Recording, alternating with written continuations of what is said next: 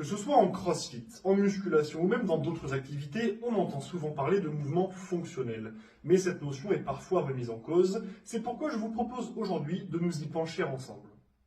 Juste avant de commencer, si vous appréciez ces vidéos hebdomadaires, pensez aux likes, commentaires, partage en story, c'est important. Toute forme de soutien aide énormément. En général, lorsque les gens parlent de mouvements fonctionnels, ils parlent de mouvements se rapprochant des patterns utilisés dans la vie quotidienne. Le développé militaire pour lever un objet au-dessus de sa tête, le squat pour s'asseoir et se relever, le soulevé de terre pour poser ou ramasser un objet. Ce n'est pas entièrement faux, mais il y a une distinction à faire, puisqu'il est impossible en réalité de séparer les mouvements en deux catégories claires, fonctionnelles et non fonctionnelles. Je m'explique.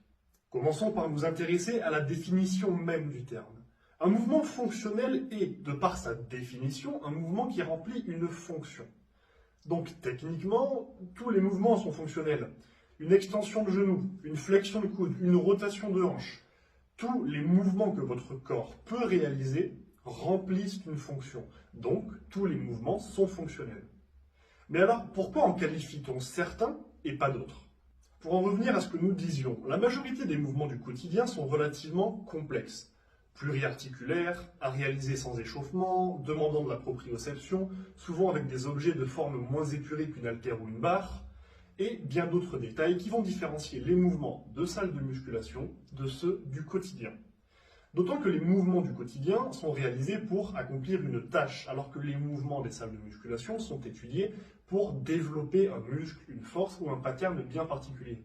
Des mouvements globaux comme le squat, le soulevé de terre, le développé militaire, et bien d'autres ont donc plus de chances de s'apparenter aux mouvements du quotidien, ce qui va pousser les éducateurs à les privilégier, surtout lorsque l'activité physique est utilisée comme un moyen d'améliorer l'aisance du pratiquant dans sa vie hors de l'entraînement.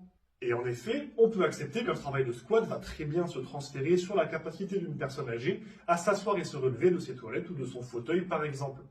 Malgré tout, nous ne pouvons pas considérer les mouvements plus éloignés de la vie quotidienne comme non fonctionnels.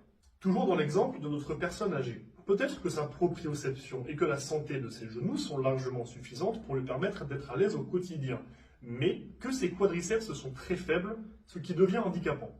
Dans cette situation, oui, le squat aidera, mais il sera peut-être plus dur à mettre en place qu'un travail par exemple d'extension de genoux. Ajoutez à cela les contraintes de blessure, de limitation de mobilité et bien d'autres, et vous allez vous retrouver à devoir faire du cas par cas en analysant les points limitants de vos pratiquants, leurs contraintes individuelles et les meilleurs mouvements à mettre en place pour progresser. Et ce, même si vous devez vous éloigner en partie des mouvements fonctionnels classiques. En conclusion, chaque mouvement du corps est par définition fonctionnel. La question n'est donc plus de se demander quel mouvement utiliser, mais quelle fonction travailler. Et comment la travailler en fonction du répertoire des mouvements accessibles et des circonstances particulières de chaque athlète. Il n'existe pas de programme pour chaque problème convenant à tous les athlètes. Alors prenez le temps d'individualiser votre travail à chaque pratiquant et vous obtiendrez de bien meilleurs résultats. J'espère que cette vidéo vous aura été utile. Si vous avez des questions sur les points que je viens d'aborder ou d'autres interrogations sur le sujet, contactez-moi pour me les poser. Si vous avez des questions concernant votre diète ou votre entraînement, n'hésitez pas à me les soumettre. Si vous cherchez un coach ou un préparateur physique, mettez-vous en contact avec moi et nous échangerons afin de mettre en place un suivi adapté à vos objectifs. Et si vous voulez que j'aborde un sujet en particulier dans ce type de vidéo qui vous tiendrait à cœur, faites-le moi savoir. Sur ce, bon entraînement et n'oubliez pas, rendez-vous fiers.